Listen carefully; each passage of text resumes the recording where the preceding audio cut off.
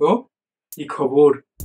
যেদিন থেকে এই নেটওয়ার্ক প্রোভাইডার কোম্পানিগুলো তাদের রিচার্জের দাম বাড়িয়ে দিয়েছে, সেদিন থেকে অনেকের মনেই একটা হুজুক উঠেছে যে এবার থেকে আর এত টাকা দিয়ে রিচার্জ করাবো না, তার থেকে আমি বিএসএনএল এর নাম্বারটা পোর্ট করিয়ে নিই, এতে রিচার্জের সময় আমার কিছুটা টাকাও বেঁচে যাবে। আমি এইটুকুনি গ্যারান্টি দিতে পারি, এই ভিডিওটা পুরো দেখার পর আপনি একদম ক্লিয়ার হয়ে যাবেন যে আজকের দিনে দাঁড়িয়ে আদেও কি আমাদের বিএসএনএল এর নাম্বার পোর্ট করানো উচিত, আর যদি পোর্ট করিয়ে নেন তাহলে কি কি সমস্যার সম্মুখীন হতে পারেন। বাট তার আগে যারা এই চ্যানেলে প্রথমবার এসেছেন সকলকে স্বাগত।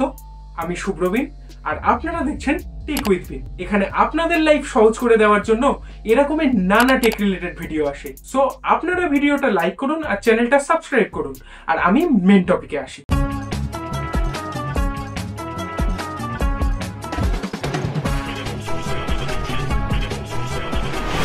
দেখুন, আমি আপনি সকলেই জানি যে জিও, এয়ারটেল, ভিআই এদের রিচার্জের প্ল্যানের থেকে বিএসএনএল এর রিচার্জের প্ল্যান অনেক কম।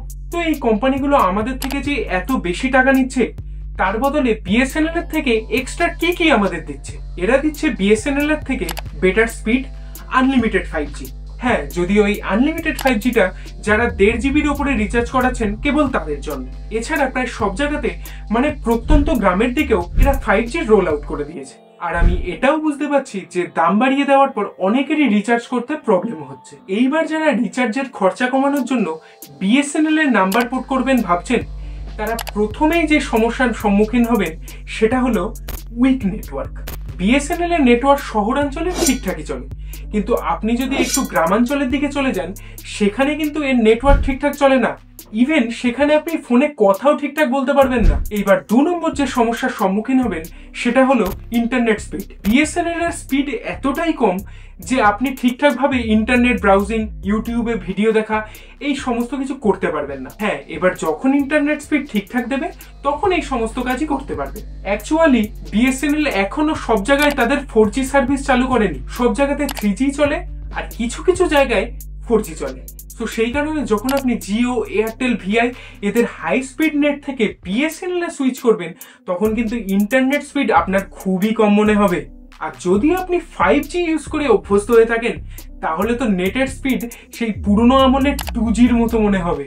তো এত অন্ধকারের মধ্যে একটা আশার আলো হলো বিএসএনএল টিসিএস কে 15,000 কোটি টাকার কন্ট্রাক্ট দিয়েছে তাদের 4G আর 5G ইমপ্লিমেন্টেশনের জন্য। সো লাস্টে একটাই কথা বলবো, বিএসএনএল কে যদি আপনি প্রাইমারি সিম হিসাবে ইউজ করতে চান তাহলে আমি সেটা বারণ করব। তার বদলে আপনি বিএসএনএল কে সেকেন্ডারি সিম হিসাবে ইউজ করতেই পারেন, মানে যে সিমে সেরকম কোনো ফোন আসবে না, ব্যাংকের জাস্ট ওটিপি ঢুকবে বা কোনো মেসেজ ঢুকবে, এরকম টাইপসের।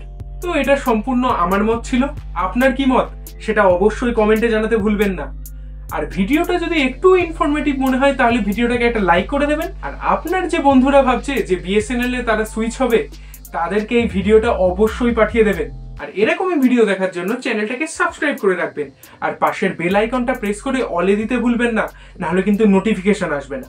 তাহলে আজকে এই অবধি, দেখা হচ্ছে পরের ভিডিওতে। Good bye.